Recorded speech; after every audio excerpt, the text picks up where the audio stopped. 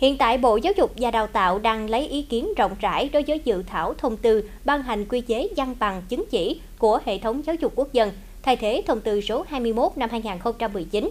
Thời gian lấy ý kiến sẽ kết thúc vào ngày 24 tháng 10 tới.